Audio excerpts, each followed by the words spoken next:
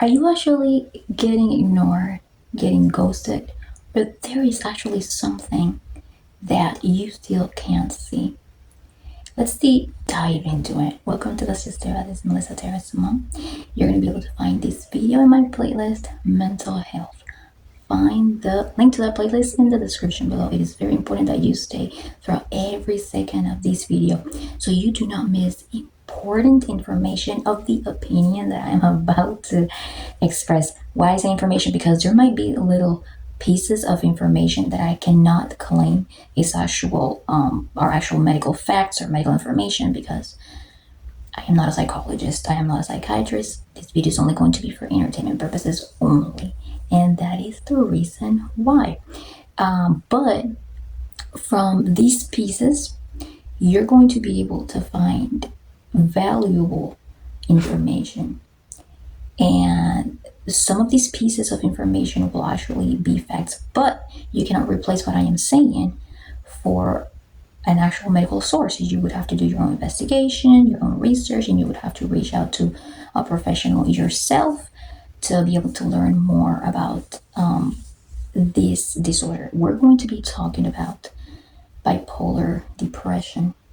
I have spoken about ADHD before, and in a different light. And the reason why is because the way that I explain it is as if that person only has ADHD. I'm going to go ahead and put the link to the description below. But in reality, it would be when it comes to males, not when it comes to women, because I don't know a lot about ADHD in females.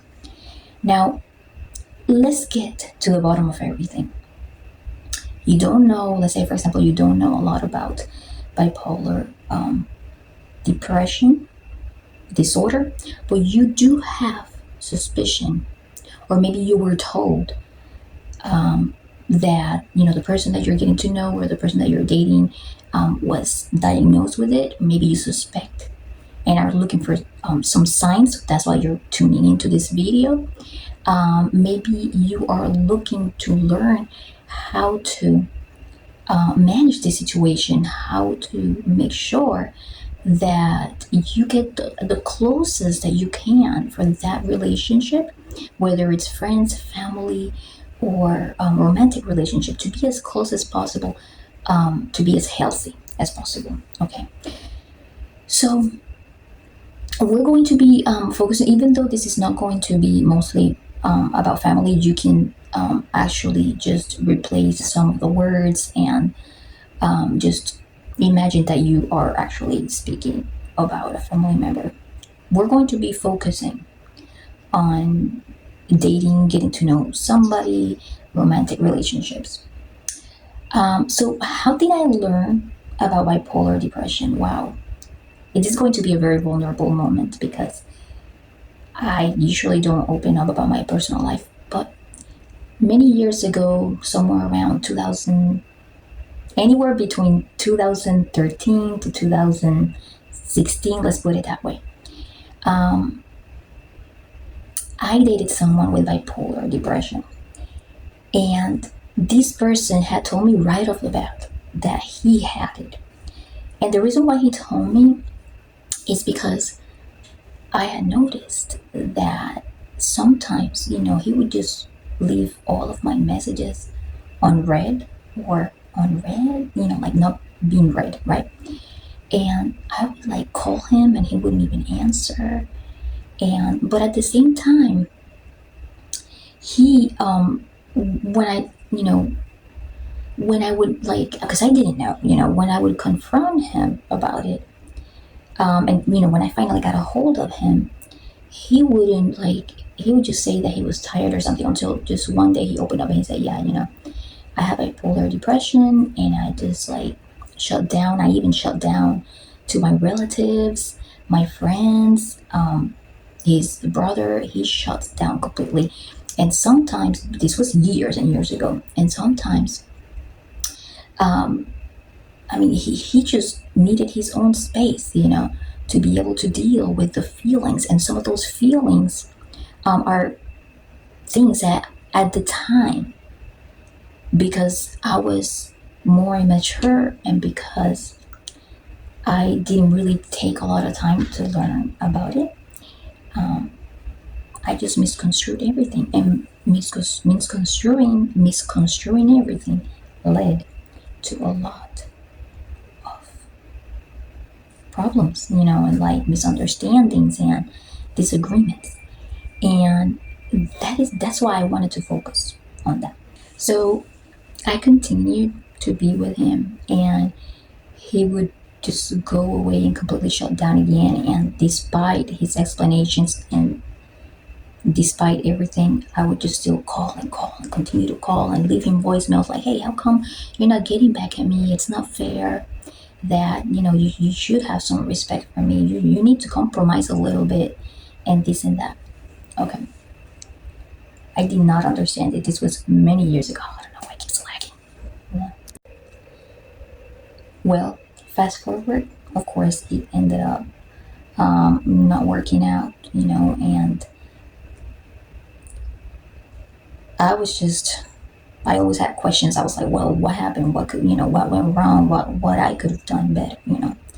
I was very foreign to the idea of studying any mental health disorders because I thought that they weren't an excuse for anything. But as the years went by and I entered my late 30s and then my early 40s, I decided to start really digging deep into mental health.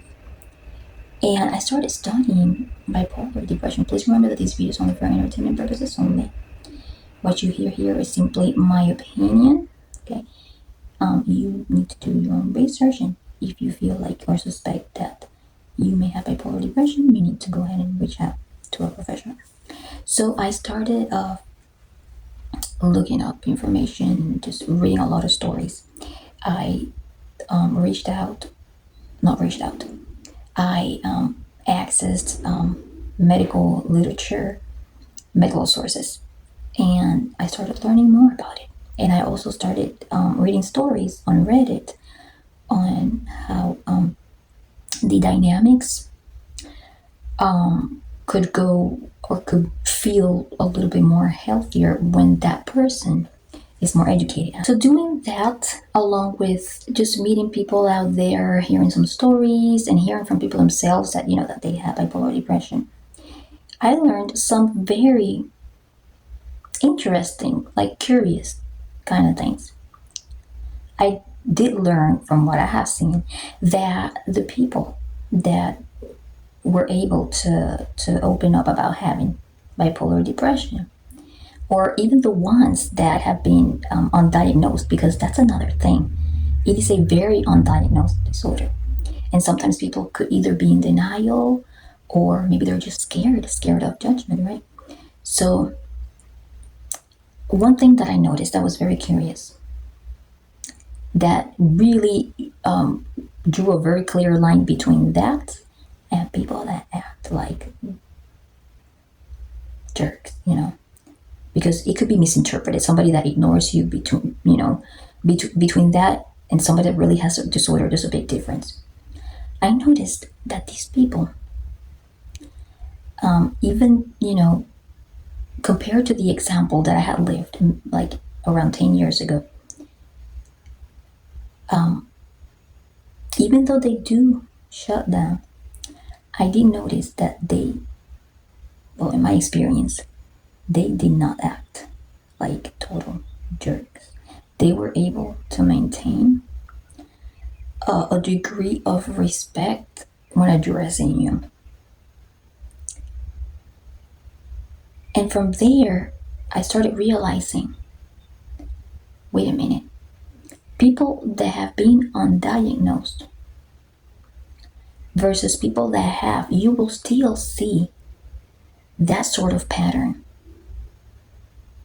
right? You don't notice that aggressiveness because they shut down so hard. They get really shy. Now they do have their periods of anger, just like how it happens with ADHD, and also just like how it happens with people that have anger issues, not having illnesses or anything like that. But when it's somebody that they care about and they are going through one of those episodes, usually they shut down more, in my opinion, more than, experiencing an outburst of anger. That's my opinion.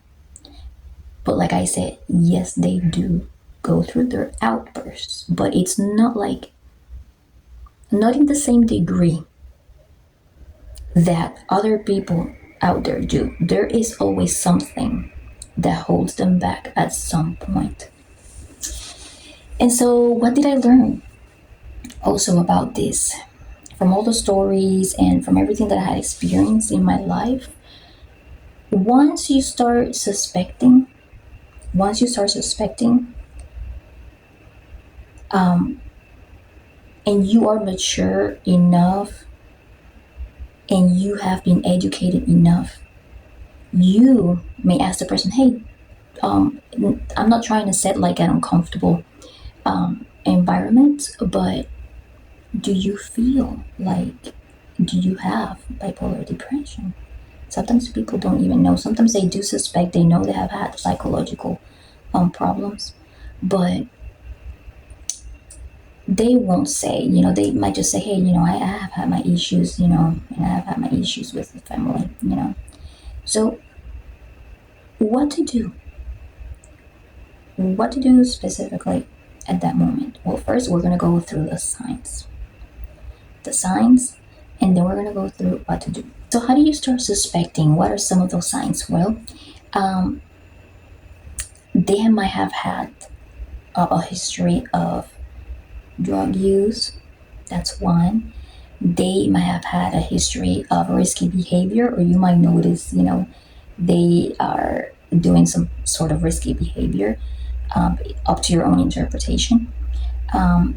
Another thing is they have a really hard time maintaining relationships or getting along with relatives or keeping, being able to sustain those relationships.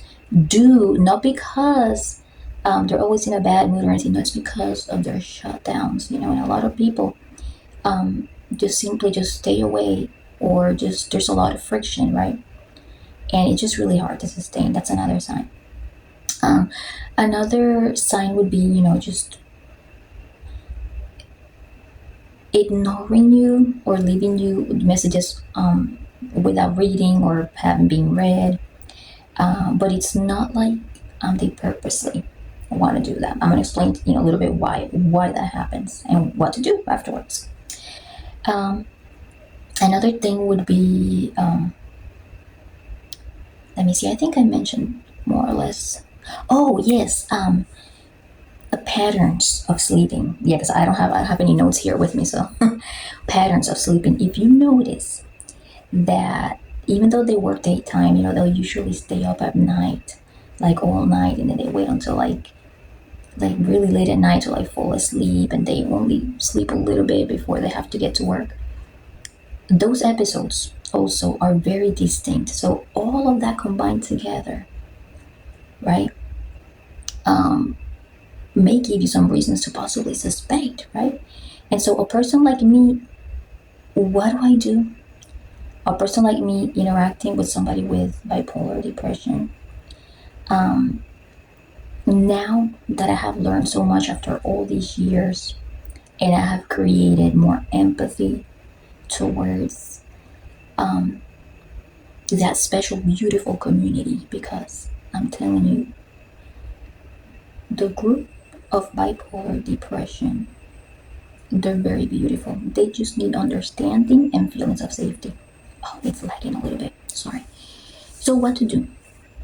First, if you are getting to know someone, like, and you are interested in dating that person, and you have suspicions, right? You have suspicions that they do have it.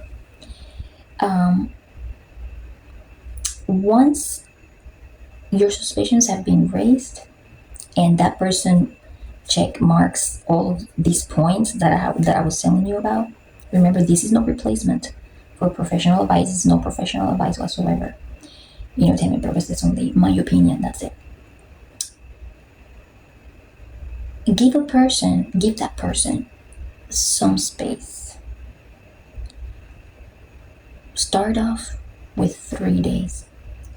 If it still feels like they are very, distant, give them a few more days. Because you have to understand they do have their high episodes. They got their lows and they have their lights. And it just switches like all of a sudden, right? So you want to catch them, when they're high, because when they are at a high, that's when they get a little bit more chatty and they open up. If you feel like you cannot handle a process like this, then it might not be the right thing for you, because it is a very complicated process and it is manageable, but you need to be able to be a super empathetic person, and you need to be able to care a lot about who you are really starting to get to know in order to be able to manage this. So basically, you give them their space and you little by little start playing around with the patterns. Why? Because this person, even though you met them at their high and they were really chatty and everything, they're gonna need their time to deal with their feelings. And sometimes those feelings are hopelessness. Sometimes they might resort to, again, risky things. They might resort to drug use, things like that. But even though, in all seriousness, this is something that needs to be intervened by professionals, since you don't have, you're not that close to that person. You cannot offer professional advice, right? You keep your distance. And every once in a while, touch base and check in. You say, hey, how are you? How are you doing? I just wanted to check in and see if you're okay. And I wanted to let you know that I'm here if you need me. So when you do that, if they say okay or they ignore you, just let it wait a little longer, a couple more days, come back. But if they reply right away with something good, like giving you attention, something to like follow up on, go ahead and follow through. But keep your messages short. Don't make them extra long. Why? Because they may still be in the middle of it and they might shut down right there. So just keep it nice and short, right? And that's it, because you don't know if they're still in the middle of it. They might still get chatty, blah blah blah. But it might not last long, especially if, like I said, they're in the middle of it. If they're in their height, well, cool, but I just want you to keep in mind that it may switch back to a low at any point. And you need to be geared up and equipped with the tolerance, the patience, the feelings of empathy, and the education. If you don't have all of that, it's not going to work out. And this is why it took me years and years and years for me to get it. About a decade. It took a long time. And now that I finally do, now I feel like I am finally equipped to directly be as understanding as possible with this beautiful community. So this is what happens. Once you have established that pattern and once you have let that person know that even though they have their highs and their lows can be really, really low, they know that you are there for them. And so you become that safe zone. You become that comfort zone. They understand that they will understand at that point that you're a safe person, that you're not going to threaten them to like go away and look for other people to talk to just because they're always ignoring you all the time. And so the more trust that you establish, the more trust that they, put on you, and the more that they will open up little by little more. It's not like it's going to go away. It's not going to go away. But it can be controlled a little bit, because with the feelings of comfort and feelings of safety, they know that you are reliable, that they can count with you, that you're a person that can understand what they're going through. And then hopefully after that, if you guys are in the process of dating, hopefully it's something that can become a beautiful long-term relationship. It's not a guarantee that things are going to last forever, but the dynamics are going to be a lot more healthier than what you could have expected. And that is my opinion. Okay, so remember, this is not a professional medical source, just for entertainment purposes only. I wanted to tell you from my experience, and I wanted to have this talk with you because right now, the world, with everything going on in 2025, I feel like even though I have been filming a lot of mental health related videos in the last couple of years, I feel like we do need to address this more and more and more than ever. This year has been extremely difficult. And for somebody that got bipolar depression, either because it ran through their genes or either because it was triggered through environmental factors or circumstances, we need to develop more tolerance and we need to show them that we're here for them, okay? If you found this video valuable, feel free to hit the like, subscribe, and